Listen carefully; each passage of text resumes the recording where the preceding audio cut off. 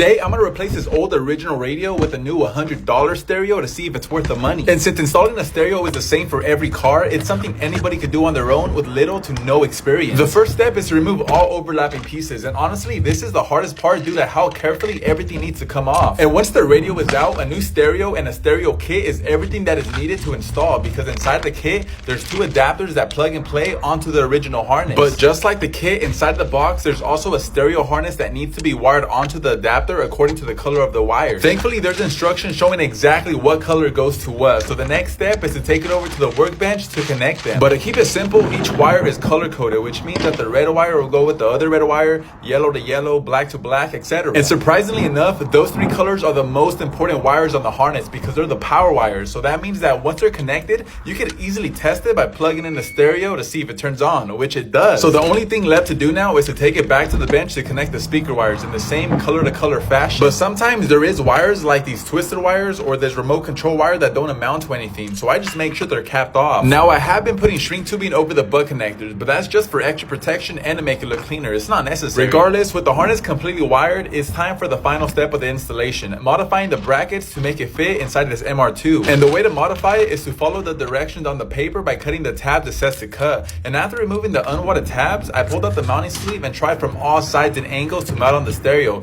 But after trying like 20 different times, I realized that it wasn't gonna work. So I just ended up using the original mounting brackets from the old radio, and it worked out perfect. So I connected and screwed in the new stereo in place before putting all the plastic back where they belong. The only issue I ran into was that there was a small gap underneath the pocket, and after calling 3 stereo shops, it turns out that although the kit says it fits a variety of Toyotas, there are some Toyotas such as older Camrys and the MR2 that it does not fit. So now I have to order a universal pocket from eBay if I want to eliminate the gap. But all in all, after putting everything back together and turning on the car, the stereo worked exactly like it should, and I could now drive listening to my favorite music. Yeah. Hey, now I can lick it, I can